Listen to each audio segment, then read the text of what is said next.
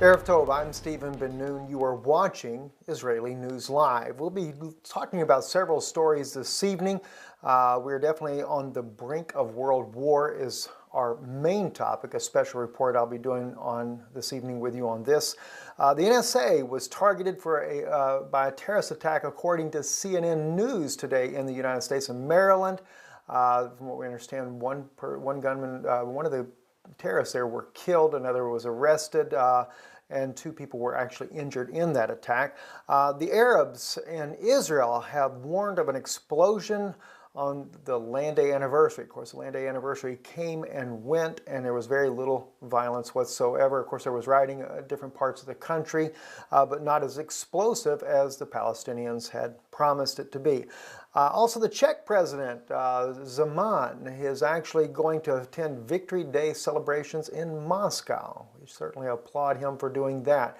He's getting a lot of snubs from the Western world leaders for doing so amid the situation in Ukraine, but there again, the Ukrainian crisis would not be there had it not been for the West trying to topple a perfectly legitimate government to begin with. So our hats off to President Zeman of the Czech Republic for putting aside all the snubs from the West and NATO and going to Moscow for Victory Day. As he put it in a speech earlier that he did on television there, he said that we must remember that it was Russia that liberated many of the concentration camps of Europe as well, including Auschwitz. So therefore, we cannot forget what they have actually done for us. Very good point. And of course, we know the United States as well liberated many of them, many concentration camps as well, actually. No former soldiers that were part of that, and very, very, very moving to begin with to know the different people that liberated the Jewish people from a total annihilation by Hitler and his regime. All right then. In the news that we're doing this evening here, I'm going to be featuring several different speakers there that I've used some just the other day when we were speaking about Russia and the Ukraine conflict, but also a couple of others as well. George Friedman will be one of those speakers. He's an American political scientist. He regularly briefs military commanders as well as Defense University and the the RAND Corporation, and he's the author of The Next 100 Years. By the way, on his book, The Next 100 Years, he said that Ukraine would fall into a war in 2015, a civil war of sorts, and he was dead on that. And he also predicted the collapse of the Soviet Union due to the demise of a financial situation, which he said he may have been off a little bit on that, maybe earlier. Also, American scholar Stephen Cohen, his interview with Sophia on the Sophia program on RT News.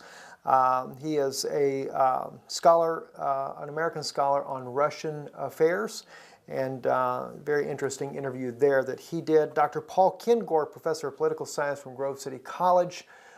His particular interview at the Franciscan University, a Catholic university. He's also the autobiographer of Ronald Reagan, former President Ronald Reagan, former Director of Operations of the CIA as well. John Stockwell, in his book, he's an author of the book called Secret Wars of the CIA. And these different men and these different analysts, especially Friedman and even Mr. Cohen, Steve Cohen, have been looking at the Ukraine conflict here recently. They're analysts that, although they do not specifically come out and speak about the toppling of nations that the United States does and its NATO allies, it still goes hand in hand with the information that Paul Kengor speaks about when what was termed as the Time magazine, the Holy Alliance, that collapsed the Soviet Union, and as well as the former director of CIA, John Stockwell. Very, very interesting information where John also clearly identifies the place that the United States does in these particular programs. So let's go right into this particular news, and we will inject these commentaries as we go. Mischief.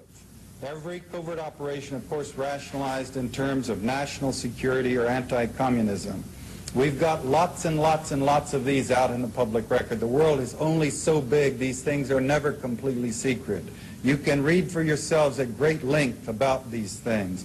We've set out to overthrow functioning constitutional democracies in over 20 countries. We manipulated elections in dozens of countries. We created standing armies and directed them to fight. We went after to organize ethnic minorities to encourage them to revolt. The first thing we did in Nicaragua was to go to the Mosquito Indians, who had never gotten along with the other people in Nicaragua very well, and give them more money than they had seen in the entirety of history, and arms and training and rationales and sanctuaries in Honduras, and sent them into Nicaragua to attack, kill, fight, rape, burn, pillage. And this is an insidious thing. Every society is torn with racial conflicts and conflicts with minorities. Think how violent our nation is.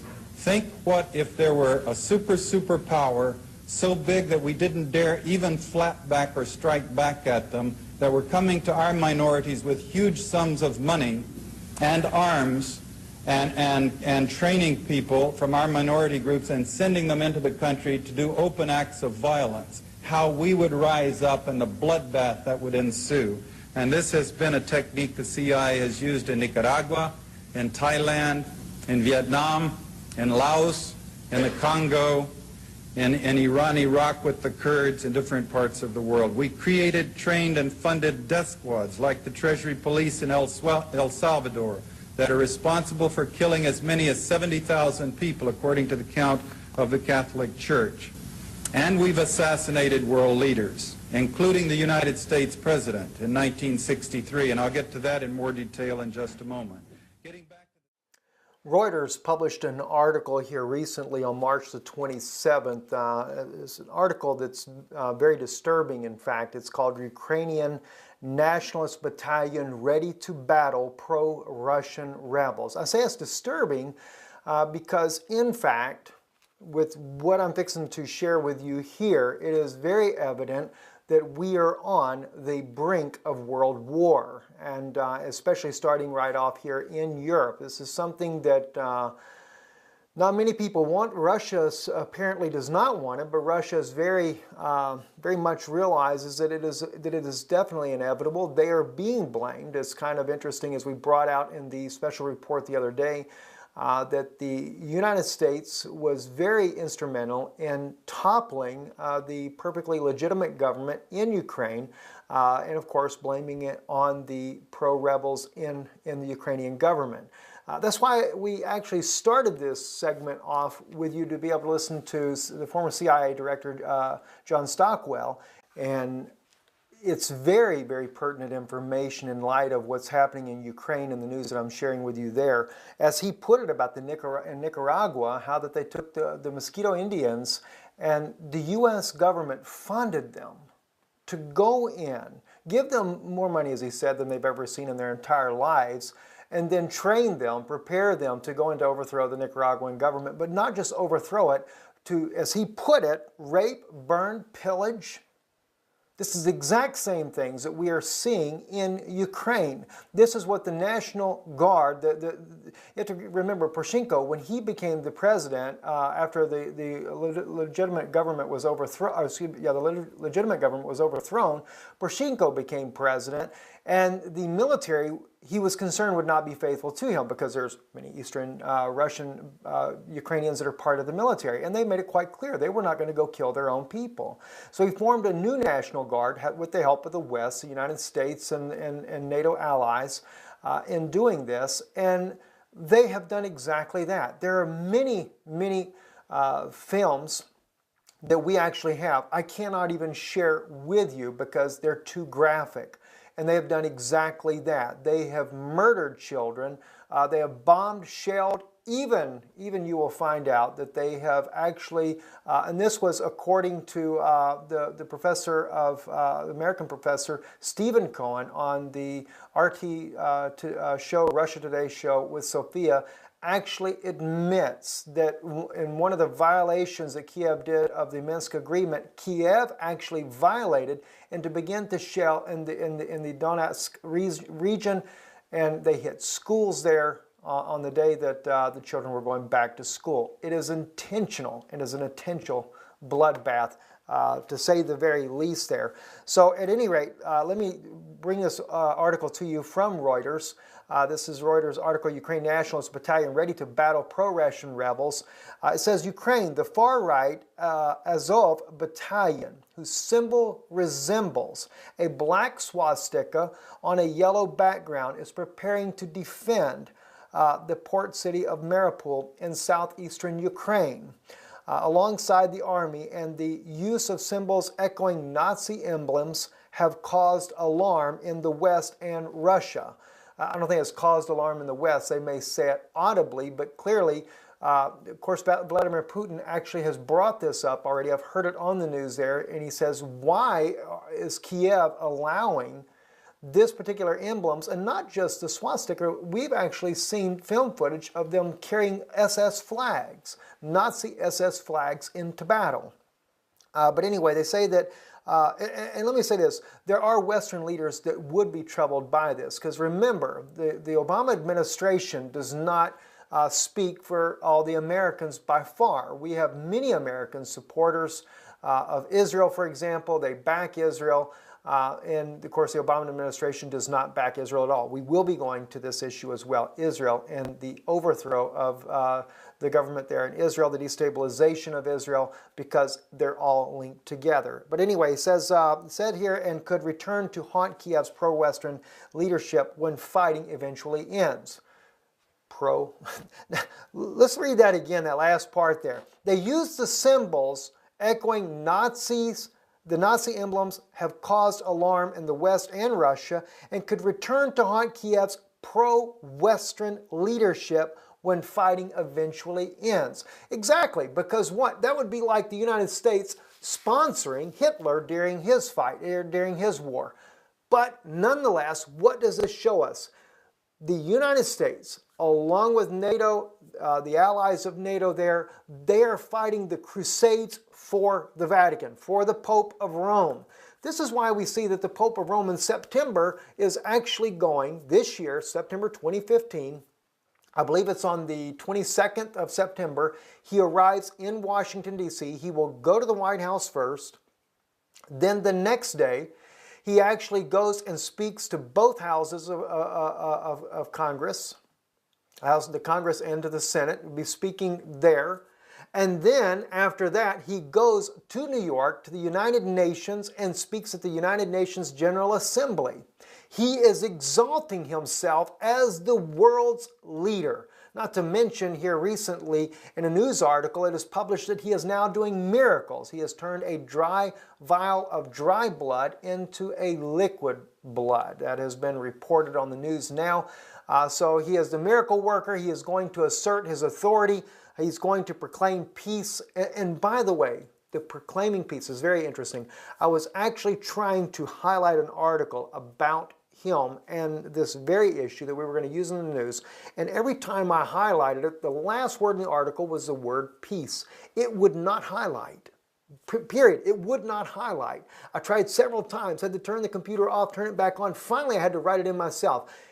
That it was spoke so loud to me, because why? The scripture says they will say peace and safety. They will cry peace, peace, and there is no peace. And clearly, there is no peace. That is just an outright fact. So nonetheless, he's going to exert it. He is the one that is pushing the buttons.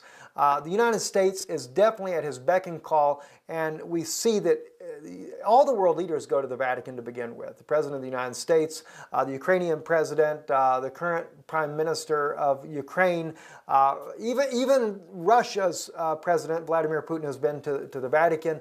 Every world leader goes to the Vatican, and every place that the Pope's foot steps on is what he considers to be conquered. And of course, he did. Pope John Paul II went to Kiev after the collapse of the Soviet Union, but then what happened? We find out that the former president here of Kiev decided he didn't want to be part fully of the European Union. He wanted to also work with Russia, and of course the West wouldn't have that at all. Reagan said this of he and John Paul II, this is Reagan's own words: We both felt that a great mistake had been made at Yalta and that something must be done. Yalta is where Poland and the other Eastern European countries basically fell behind the Iron Curtain, right? 1945. Solidarity in Poland was the very weapon for bringing this about. Reagan told the Pope in this June 1982 meeting, "Hope remains in Poland, and we, working together, can keep it alive." Can keep it alive. Now, maybe in the Q&A I could go through exactly what they did, how they worked together. Among other things, a lot of intelligence sharing went on that we still don't know about. It's amazing how many of these documents are still classified, especially on the Vatican side, where they were classified for like 75 years. They had their staffs meeting together constantly. There was one team, Bill Casey, the CIA director, who, as I said, was Catholic, Ambassador Vernon Walters. They would fly, Casey would fly in a black jet without windows, a C-141. He would fly it to the Vatican. And we know that Casey and Walters met with John Paul II at least 15 times in the 6 years between 1981 and 87, when Casey was DCI, Director of Central Intelligence. Back in Washington, the key players were Bill Clark, Casey, and P.O. Laghi, the apostolic delegate to the United States. They would meet constantly. Clark says, "Casey and I dropped into Laghi's residence early mornings during critical times to gather his comments and counsel. I'd speak to him frequently on the phone. He would be in touch with the Pope. On at least 6 different occasions, Laghi came to the White House, met personally with me and Reagan. Casey and Clark had this code language because they were always fearful that the phones were bugged. If something hot was happening in Poland where they thought they might need to talk to the Pope or talk to Laghi, Clark would pick up the phone and he would say to Casey, "I think we need to get some cappuccino." And that meant they needed to meet with Cardinal Laghi. They would go over to his residence and they would meet. So they worked together. The Berlin Wall falls in 1989. The rest is history, collapse of communism. Berlin Wall. Continuing on in the article here, he says, we don't like the ceasefire at all. This is what the leader of the National Guard Unit fighting for the Ukrainian President Poroshenko says. He's the far-right Azov battalion leader. He says, we don't like the ceasefire at all. As with the previous ones, it's only led to another offensive, as he calls it, by the enemy. This is Azov commander Andrei Belsky is his name. Said, while watching artillery drills at Yuzov on the shores of the Sea of Azov, about 40 kilometers southwest of Mariupol. Appeasing, he says, appeasing the aggressor will only lead to more aggression. And this is where he really very serious comment he makes here. This war will inevitably continue either until our complete defeat or until our full victory and return to our land in all East Ukraine and Crimea. Believe me, Russia has heard that. And that's exactly what the United States is pushing for as well. The Pope of Rome is not going to be satisfied with just Ukraine. He wants Crimea as well. He is about for world dominance. This is one reason why we see that he went to the eastern countries recently to show that he had conquered them as well. He goes on to say, we believe in the second scenario, said the 35-year-old from the city of Kharkiv. Now, jumping down a little bit further in the article here, it says, Kiev and the West say Russia drives the rebellion in East Ukraine. It's the United States and of course, the NATO allies, and has sent in troops as well as weapons to help the separatists. Moscow has sided with the rebels but denies direct military involvement. In fact, U.S. Different analysts have claimed that this is not true, that it is only propaganda by the United States to incite more war, that this is not happening. The article goes on to say under the heading of Patriot of Ukraine, says the Azov Battalion originated from Beletsky Parliamentary National Socialist Group called the Patriots of Ukraine, which propagated slogans of white supremacy, racial purity, and the need for authoritarian power and centralized national economy. Now, this is exactly, if you remember what you were listening to earlier, this is exactly what the former Director of Operations, CIA Director of Operation, John Stockwell, mentions, that they look for to divide the nations, to topple them by using a racial divide. This is where your ethnic cleansing comes from. You'll also find that the United States actually funded the Iranians and the Iraqis to fight one another, to keep them busy, preoccupied, so they don't fight the United States. And it works. It definitely does work. That's something we'll see in a few moments there, where Mr. Friedman, Dr. Friedman, actually speaks about that very thing. It's also exactly what the United States did by creating ISIS. They created ISIS, they trained them in Jordan, and then what did they do? They sent them in to keep what? Lebanon busy, with the leader of Hezbollah, to keep them busy, to keep the Syrians busy, to cause more chaos in Iraq again. Constantly the Shiites and the Sunnis killing one another. That way the United States doesn't have to get directly involved and always have to use our own troops in order to fight the battles. So that's why we can see what's exactly is happening here. And but anyway, the Patriot of Ukraine opposed giving up Ukraine's sovereignty by joining international blocs and called for rolling back of the liberal economy and political democracy, including free media. In 2008, Beletsky urged thousands of young fanatic apostles to advance its ideas. Local media have reported on several violent incidents in which this group was involved.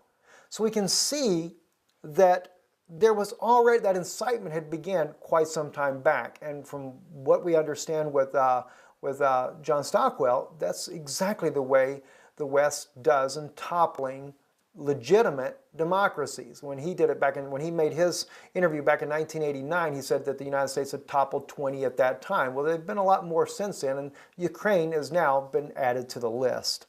But anyway, since Azov was officially created last May, it has been involved in fighting of the outskirts of the rebel stronghold of Donetsk, a battle for the town of Ilovaisk, which Ukraine forces lost last summer and across the coast of the Sea of Azov. But since Azov was enrolled as a regiment of the Ukraine National Guard in September and started receiving increased supplies of heavy arms, Beletsky has toned down his rhetoric somewhat there. That's so they don't get any backlash in Washington. Beletsky said he now has infantry and artillery units and was building a proper tank force. The United States has already admitted publicly now they're sending arms to Ukraine, and as I believe it's Friedman that actually states there that they're admitting it publicly now. In other words, they were already doing it, even as Russia has accused them of doing that. And there again, you know, I'm an American. I definitely support, and I've always believed that the United States has been in wars for our own freedom, fighting for the freedom so we can have freedom of religion. It is only more recently that I have really begun to understand that the United States is fighting the battles for the Vatican, for the Pope of Rome. And we clearly see this because we see the Pope of Rome now exerting his power in the United States over the entire world. And as well, you know, as we reported before, if you're a 501c organization, which most churches are, you cannot say anything against the Vatican. You can't say anything against the Pope of Rome. In fact, we had one sister write us recently after I announced this, said she went to her pastor and asked him, "Are you a 501c? Is our church a 501c entity?" And he said, "Yes." She said, "Is it true that you, as a 501c entity, cannot speak against the Pope of Rome, the Vatican in this case?" And he said, "That's exactly true." She said, "I will not be a member of this church." God bless her. God bless her for making that stand. Okay, so we go on there. The Beletsky said, okay, we know they're getting troops, tanks. He says all volunteers were officially making 6,000 as far as the currency that they're using there, which is about $316 a month. but the fact we're getting about 10,000, so they're getting nearly double the salary. Again, remember Stockwell said they send large sums of money in to appease these people. Now this, if you remember also in the documentary, the footage that I shared with you from Crimea, The Way Back Home, the documentary made by state television in Russia, that was another thing that they pointed out. The commanders of the unit, now it wasn't the soldiers get a little bit more no doubt, but the commanders, they had already tapped in, got the information, knew that they had called them back, wired money to the commanders' accounts for the fight that they were willing to do in Crimea. So again, we see the money trail, we might say, follow the money trail, which kind of brings me to another thought in itself there. You know, we know the Bible does say the love of money is the root of all evil. And who is the richest entity in the world? It's the Vatican, of course. They have more gold, more money, more assets, more stocks, bonds than any other entity or person in the entire world. So, if the love of money is the root of all evil, then we can certainly see that the root is Rome. They are the root. For world dominance, they want to control the world economic system. They are the love of all money. They are certainly the Judas of modern day. They have the money bag. They have the purse. They are controlling the world's financial institutions. They are the root of all evil. I never thought that that was actually a prophetic scripture, but now I see that it is. All right, so we continue on here. We see about the financial. The Beletsky did not say whether and how his views have changed since he wrote the Patriot of Ukraine program, but he said his priority now is extinguishing the pro-Russian rebellion. He also wants to extinguish the Russian people, period. By the way, he does have a degree, and it is in his history, political history, if I understand right. He says, we have only one goal right now, fighting for the homeland until all of it is freed. Then we will try to build a new Ukraine that we could all be proud of. We are patriots. We believe in our nation. Nationalism is our ideology, he said. He has since been elected to the Ukrainian parliament, riding a wave of increased nationalist sentiment in Ukraine triggered by the war. That's the article there, as I said, that has definitely let us know that we are on the brink of war, without any doubt whatsoever. There was also another article that came out on global research that was very insightful there. It was Germany accuses NATO of dangerous propaganda. American strategic objective is to prevent a German-Russian alliance. The primordial interest of the United States, over which for a century we have fought wars, the First, Second Cold War, has been the relationship between Germany and Russia, because united they are the only force that could threaten us, and to make sure that that doesn't happen. He is actually from Switzerland, is where he lives at. The article here says, Mr. Ganser, the German Chancellery, accuses NATO chief Philip M. Breedlove. By the way, he is, it's interesting that he is the NATO chief of NATO operations. He is actually a four-star general with the United States Air Force. You'll find that all the leaders in NATO are actually American generals, but they, as he puts it here later, they put European faces to this. Anyway, it says, of dangerous propaganda, Breedlove exaggerates Russian military involvement in East Ukraine. For example, what is going on here is the German government just accusing NATO of war propaganda. Philip Mark, by the way, he was born in 1955. He's a four-star general of the United States Air Force, as I mentioned to you, who currently serves as the commander of the U.S. European Command, as well as the 17th Supreme Allied Commander of Europe. That's the head of NATO forces, of the NATO Allied operations. He previously served as a commander of the U.S. Air Force in Europe as well. The article goes on to say the German Chancellor is right with its critique. In my opinion, something dangerous is happening right now. He says U.S. general, like Breedlove's, are trying to provoke a war. They're trying to provoke a war. The generals are trying to provoke a war, he states in his article, where Germans and Russians would kill each other to weaken both countries. This is a cynical actually a diabolical plan, he writes. But this is exactly what the U.S. strategists like George Friedman, that's Dr. George Friedman he's speaking about, director of the Stratford think tank, are suggesting. United Germany and Russia are the only power that could threaten the United States, is what Friedman actually, and he actually did say, I've actually heard that, said in a speech in February of 2014 in Chicago. That was just actually a few weeks ago, not very long ago at all. Our primordial interest preventing a German-Russian alliance is to ensure that will never happen, said Friedman. The U.S. as an empire cannot intervene in Eurasia all the time. So I'd like for you to hear a little bit of Dr. Friedman's report on this. Let's listen to that. Do you look to Europe, who has been criticized by Putin himself as the scourge of the earth, or do you look to yourself? Where do you look? What's next for Ukraine? Well, the first question you ask yourself, are you a Ukrainian speaker or a Russian speaker? Because Ukraine contains both. And while the idea of the Russian speakers genuinely wanting autonomy because they have been mistreated by the Ukrainian speakers is dismissed, it's also true. The Ukrainians do not want a federation. The Russian position is, and by that I mean the Russians, look, Canada has a federation, Quebec speaks its own language, it's okay. But the Ukrainians know that this is only the beginning. I mean, this will lead to devolution.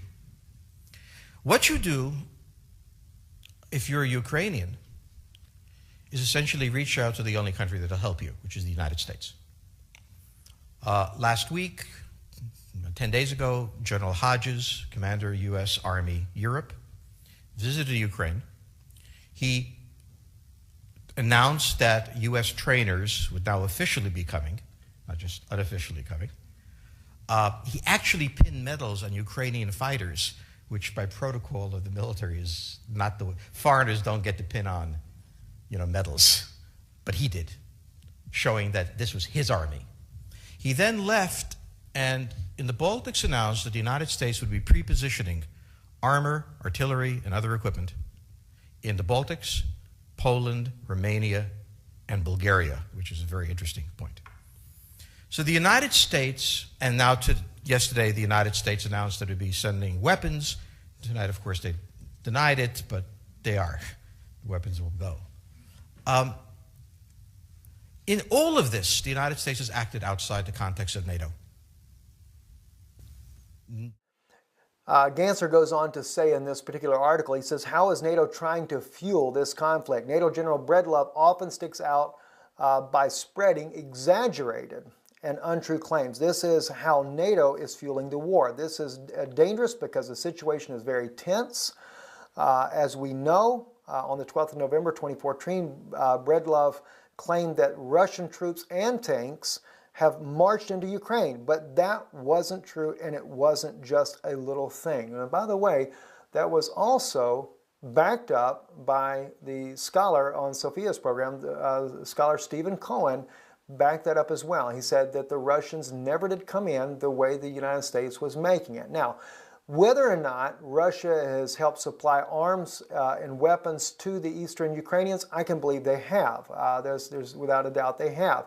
And there has been some reports that we see that Russians have actually died in the battle and have been buried secretly in Russia. I've seen different films on that as well. So even if they did come in and begin to fight, you can't blame Russia because Russia has a strategic interest in maintaining a neutral place in Ukraine. So anyway, let's just drop that in there for you there. And anyway, so he goes on to say that on the 12th of November 2014, Breedlove claimed that the Russian troops and tanks have marched into Ukraine, and that wasn't true, and it wasn't just a little thing. Literally, the NATO general said, we have seen that Russian troops, Russian tanks, Russian artillery, and air defense systems have moved into Ukraine. BBC and other mass media spread that worldwide, but it was a lie, according to Mr. Ganser, he says there. And U.S. General Ben Hodges, commander of the U.S. troops in Europe, also pushes for war by supporting the Ukrainian army. In January 2015, he visited a military hospital in Kiev and handed over a medal for bravery for the U.S. Army to a wounded Ukrainian soldier. That, of course, increases to Europe. What threat is that aimed at? You're very dangerous. Look, this is driven by the Ukrainian crisis. There's a theory in the West of what the meaning of Ukrainian crisis is, that the Ukrainian crisis was started by Putin. That isn't true, but that's believed, that's the ideology, and the Ukrainian crisis is only the beginning, that Russia, the Kremlin, Putin, Russian imperialism is going to move on to the Baltics, to Poland. It's all ridiculous. There's no evidence for it, but there's been a group in NATO that for at least 15 years, you remember there was an agreement between NATO and Moscow that even though NATO would expand, there would be no NATO permanent military bases in these countries that came in closer to Russia. But there's been a group in NATO that for years has wanted to do that. They've seized the Ukrainian crisis at the NATO-Wales summit, whenever it was, a month ago, to create this so-called rapid deployment force of 4,000 men. What good is 4,000 men against the Russian army? Zero. But there's a reason. They're going to build bases, communication centers, barracks, airstrips in Poland, in the 3 Baltic countries, maybe Romania. Romania hasn't quite agreed. And that will be not only NATO expansion politically, which is what it was previously, but now it's actual military expansion. In addition, there is a plan, as you know, to build land-based missile defense installations in Poland and in those countries. So you're right, for the first time, there is a military expansion of NATO, not just political, toward Russia. But it's not too late to stop it. It's not too late. If leadership does what leadership is supposed to do, if states, men and women, do what they're supposed to do, we can end this Ukrainian crisis and stop this military expansion of NATO. It's not too late, but it's 5 minutes to midnight. However, the U.S. General Hodges shows symbolically the U.S. is an active party of war in Ukraine. It stands by the Ukrainian army that is fighting. The Russians supported separatists in the East Ukraine because Germany is a NATO member. There is a danger that German soldiers are dragged into the war by the U.S., similar to Afghanistan. After 2001. If that happens, then we have exactly the situation Friedman is asking for. Germans and Russians shooting at each other in Ukraine. Of course, I hope this won't happen. However, a peace movement needs to raise this and warn such dangers in order to avoid them.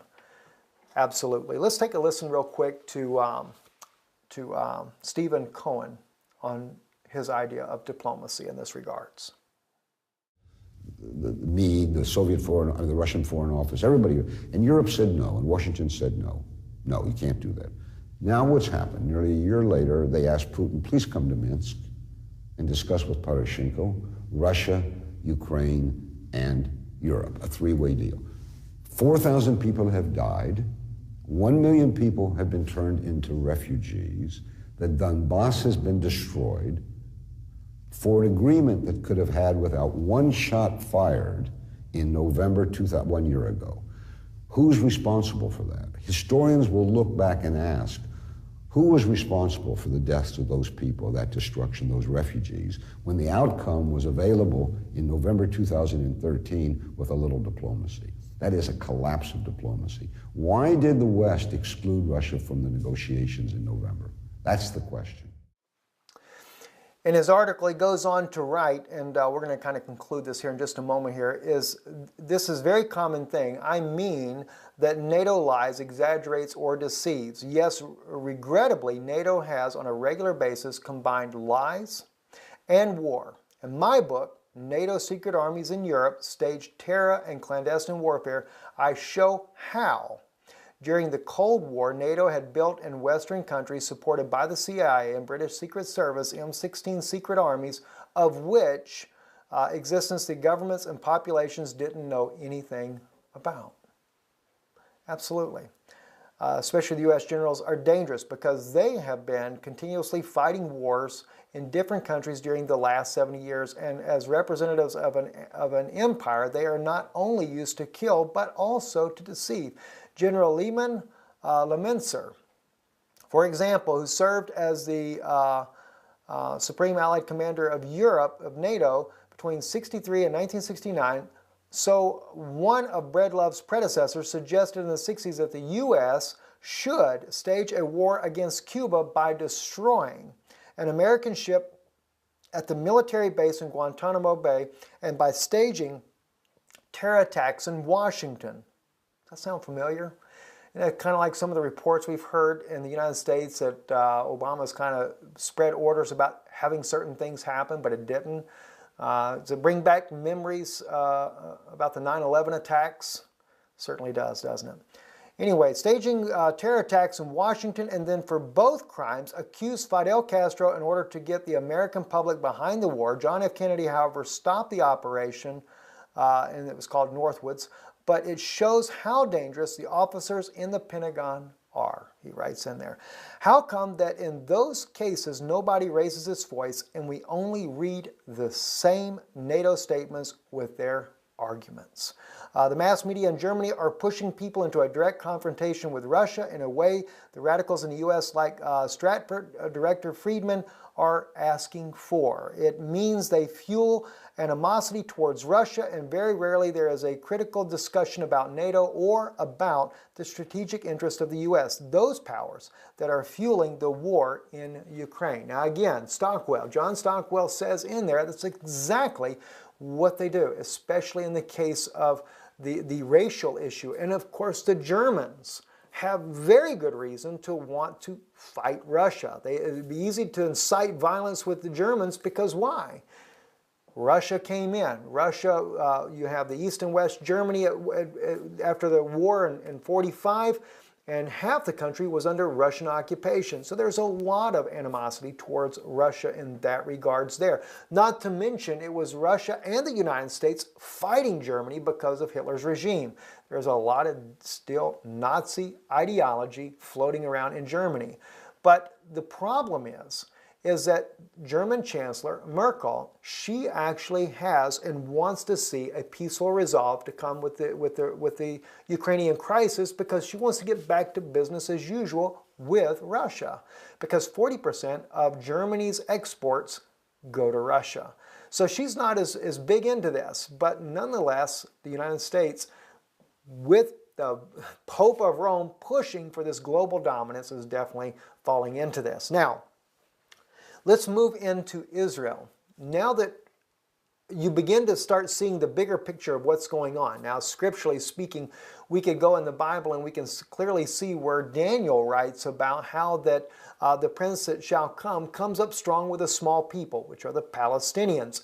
And what is happening in Israel and has been happening, especially after the 1967 war when Israel was victorious with all of her Arab neighbors, but even since then, the Vatican has tried to gain control of Israel. They want Jerusalem for themselves. Israel's not been willing to give them that. Israel has tried to compromise. They gave them Mount Zion, but the Pope of Rome wants more. He's still not satisfied enough. So therefore, they have incited the Palestinians. They have flooded money into the Palestinians, into the Hamas terror regime in Gaza, and they're constantly inciting violence. I remember speaking to a Palestinian cab driver one time in Israel.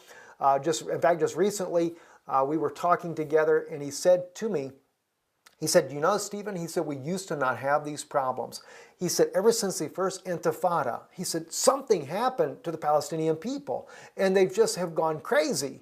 And he said, but why? He said, at one time, we could live in peace with the Israelis. We were not fighting each other. But what is it? The Vatican pushes these fights, these wars. I've actually seen, I used to have the footage of it, of where the rallies that would be going on in the Palestinian territories that they have called the West Bank, that they occupy at this particular point in time, they would show the footages that what's going on, and you always saw Catholic priests in the background all around. So the Vatican is causing the United States, as we've seen Barack Obama, we saw the articles even in the New York Times, that Obama sent his team down there to overthrow Netanyahu, because why? Netanyahu is not fully cooperating with Rome the way that he's supposed to be doing. He's doing a lot of like the former president of Ukraine is doing. He's trying to play both sides in this here, and it's not working. He's under the pressure of the United States. He's under the pressure of Rome. And he's trying to play the politics of it, but it's not what God wants.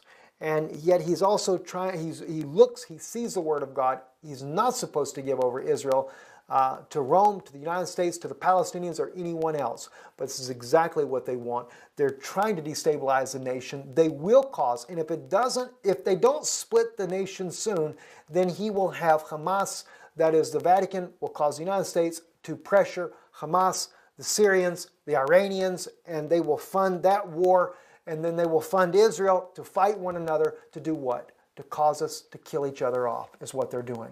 And then God is going to have enough of it. Because God sees every nation is turning against Israel. Now we know there are many Christian Americans that stand with Israel unconditionally, and God bless them for doing just that. We thank you for that. We know that God sees that as well. But the political side of this is all the nations will come against Israel.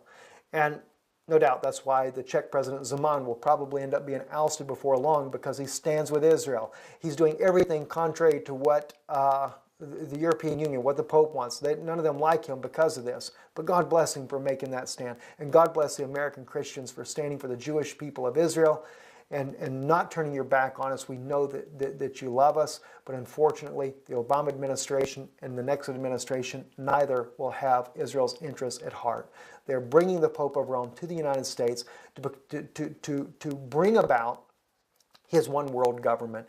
It'll be the catalyst. It will be what springs off this new world order, no doubt. And we've been hearing about as well, just got the reports in about the United States undergoing martial law tests all over the country, and people really being stirred up by this. Things are getting very heated up.